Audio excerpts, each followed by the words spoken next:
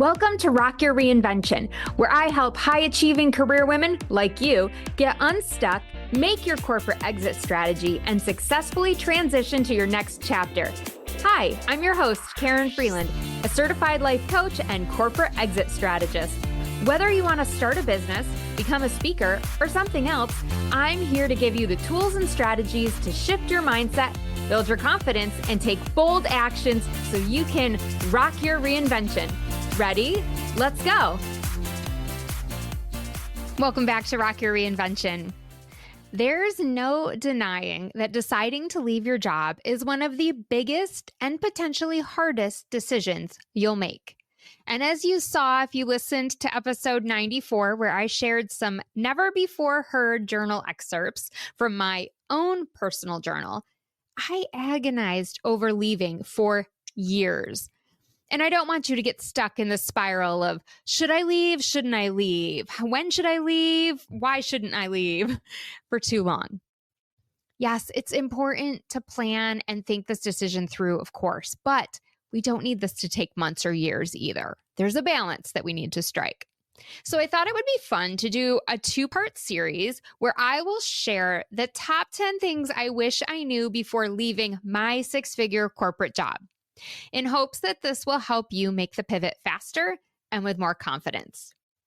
Today, I'm going to start by sharing the first 5 things, and then in next week's episode, I will share the other 5 things to help get us to the 10 things you need to know before you make your exit.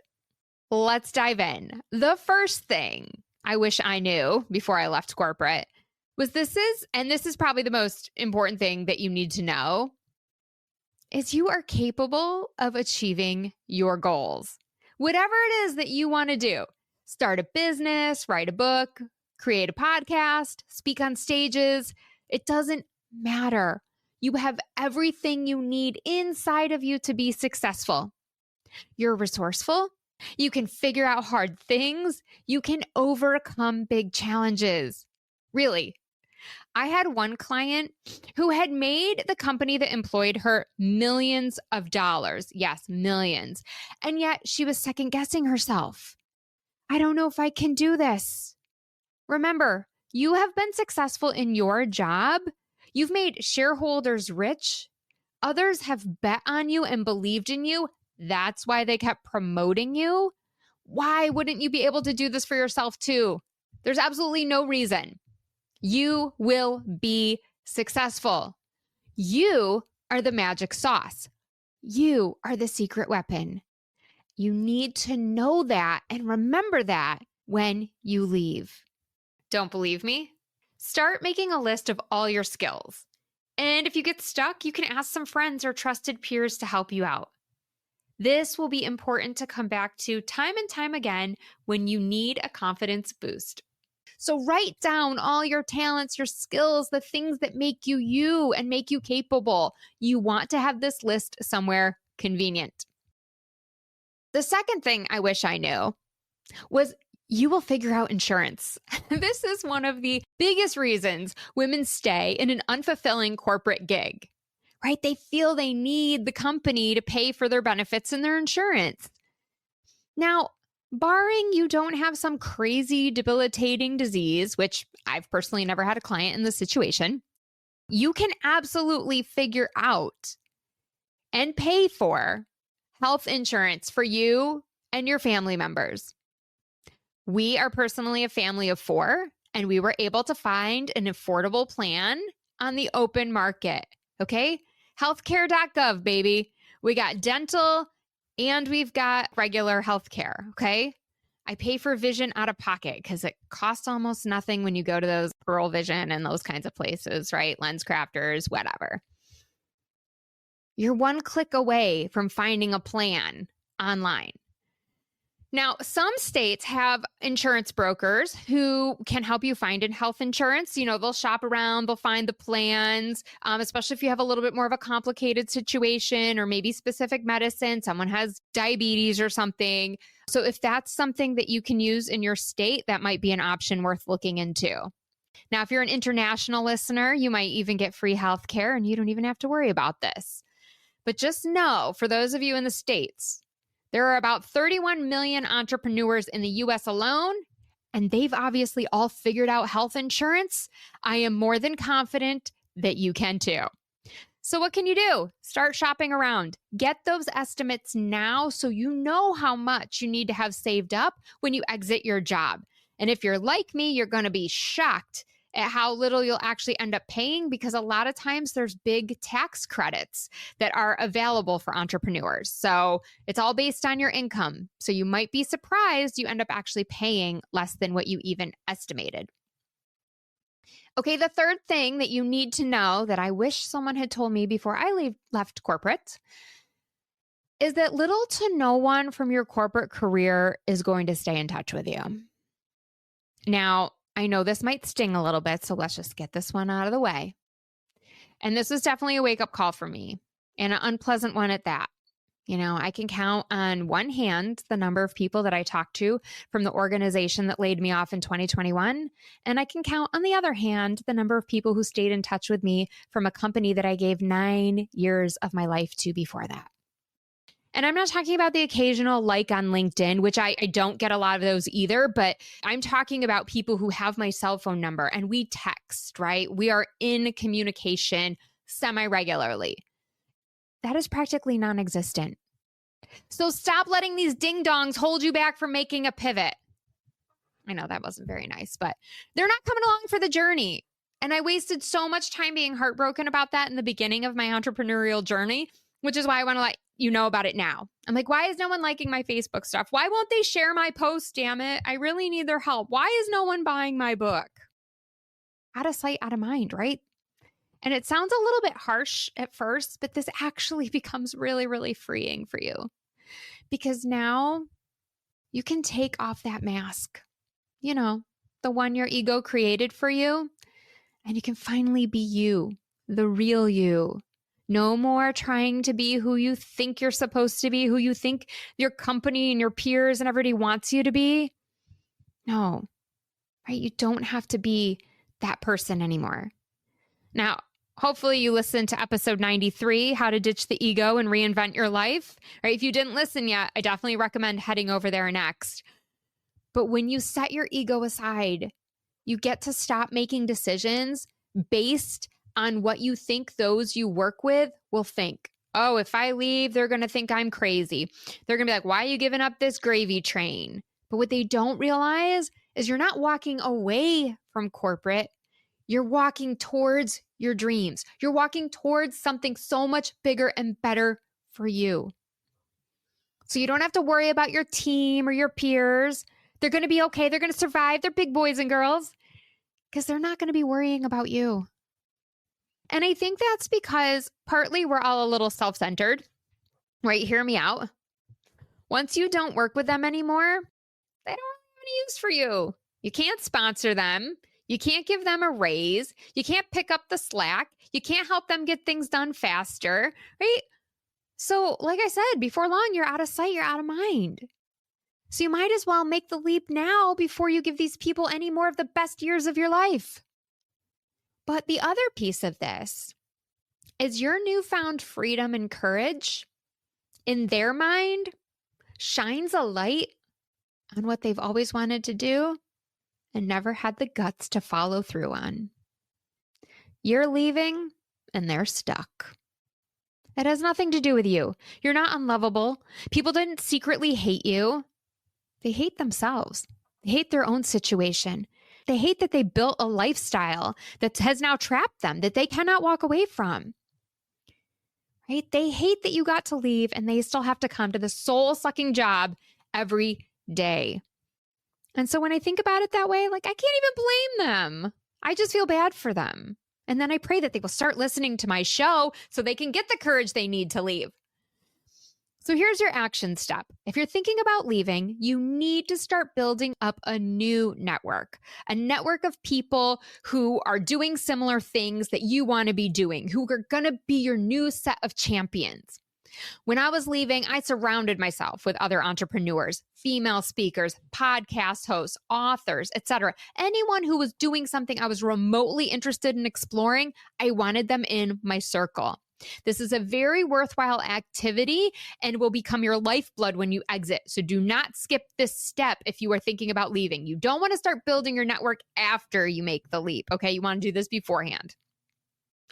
All right, now the fourth thing you need to know, and this is going to come across kind of crazy. You might not believe me at first. You don't need as much money as you think you do. Whew, what a relief. Like, just take a deep breath. Let that weight fall off your shoulders. Doesn't it feel so good?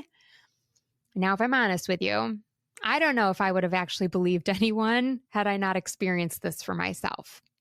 Like if someone told me when I was in my job, Karen, you don't need this much money anyway. It's going to be okay. You can just leave now. I would have definitely had an argument back. I would have been like, oh, no, I need this amount of money. You don't understand. My kids play hockey and I have a mortgage and I need this and I need that. No, I need all this money. And if you're like me, you have a certain lifestyle that you've become accustomed to. But see, something happened for me at the same time. The money is a trap. It's what keeps you in the soul-sucking job in the first place. So when you release yourself from that trap and believing that you need all this money, you see that you don't really need all the things you were using your money for. And I'm hesitant here to give specific examples because I can already hear you countering each one of my points. If I said, well, I took my kids out of hockey, you'll go, I can't take my kids out of sports. I'm like, wait, I didn't say that. I took them out of hockey, but they played travel lacrosse instead. Just as much fun to watch and play, but 50% of what hockey cost me. Everybody still wins.